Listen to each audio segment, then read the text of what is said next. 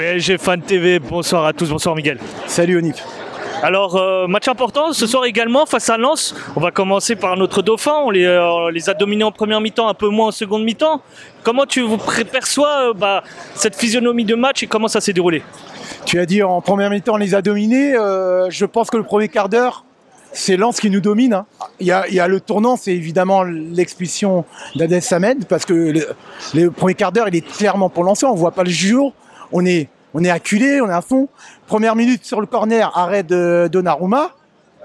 Non, on n'y est pas. Avant l'expulsion, on n'était pas bien. On était trop craintif à mon goût. Et ensuite, grâce à cette expulsion qui est stupide, merci le Lensois, on a pu jouer plus haut. Et comme par hasard, comme Lens a reculé, on a eu plus le temps de poser le jeu et de marquer sur des belles actions. Hein. Le premier but, c'est Vitinha qui donne à Monsieur Mbappé. Mbappé ne contrôle pas, il se retourne, tire en pivot, poteau rentrant. Le deuxième but, c'est une frappe de loin. On va en parler de ça après. De Mbappé qui amène le corner. Le corner qui joue à deux, Messi, Nuno Mendes. Nuno Mendes donne à Vitinha. Vitinha qui a 25-30 mètres, il a le temps d'armer, il met une belle frappe, bravo à lui. Et le troisième but, super combinaison entre Messi et Mbappé et belle finition de Messi. Alors, point que je voulais souligner avec toi, qu'on a souvent évoqué durant les lives, c'est ces armes offensives que nous n'avons pas mis en place cette saison. Et alors que, si on le voit un petit peu avec la frappe de Vitinha, et il y a du talent derrière ça. Voilà, ce soir, il a marqué. Est-ce que quelque part on peut regretter un petit peu de ne pas avoir utilisé ses armes offensives, notamment ses frappes en dehors de la surface? Et malheureusement, maintenant que c'est un peu trop tard, est-ce que Vitinha, on pourrait y penser un peu plus pour l'avenir? Oui, c'est pas seulement Vitinha, c'est quasiment l'ensemble des joueurs qui doivent prendre leur chance. Que ce soit un milieu de terrain ou un défenseur qui est en position de frappe à 20 mètres du but en face du poteau, il n'y a pas à hésiter une seconde. Surtout qu'à chaque fois, ils avaient le temps d'armer. En deuxième mi-temps, il y a Fabien Ruiz qui est à 25 mètres. Ouais. Il a le temps d'armer, même si ça frappe molle. Mais c'est ça qu'on demande. Par contre, il y a une action que je n'ai pas du tout aimée. C'est quand on est à 20 mètres, il y a Messi qui a le ballon, qui veut pas tirer, il veut donner. Il y a Hakimi aussi, pareil, qui a 20 mètres, qui veut redonner à Messi. Mais non, tu as 20 mètres, il faut frapper. Il faut prendre ses responsabilités. On l'a vu qu'avant le deuxième but de Vitinha, comme tu l'as dit, Mbappé a frappé à 25 mètres, qui a amené le corner et bizarrement, il y a eu le but.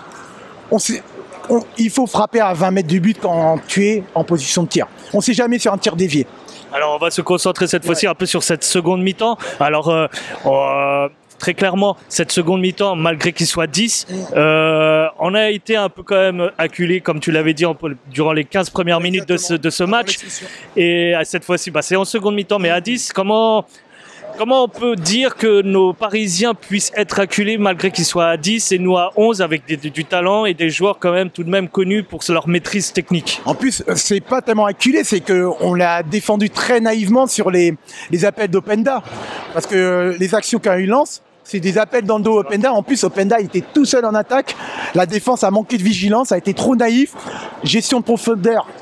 Zéro, parce que normalement dans un match à 10, Openda qui est tout seul ne doit pas avoir 4 situations de marquer et Donnarumma ne doit pas être autant sollicité en deuxième mi-temps.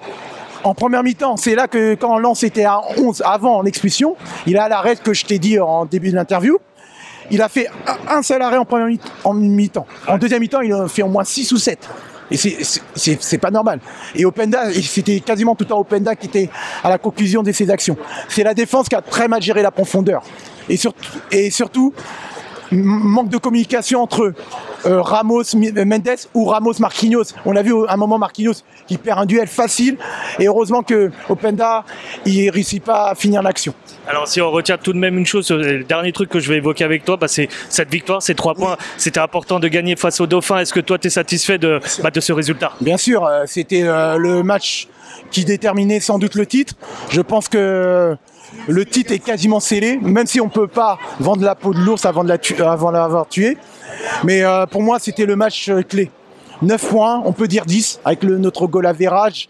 En plus, on a un calendrier plutôt favorable, même s'il ne faut pas minimiser les clubs qui vont jouer le maintien, parce qu'on va jouer quasiment les clubs qui jouent leur survie.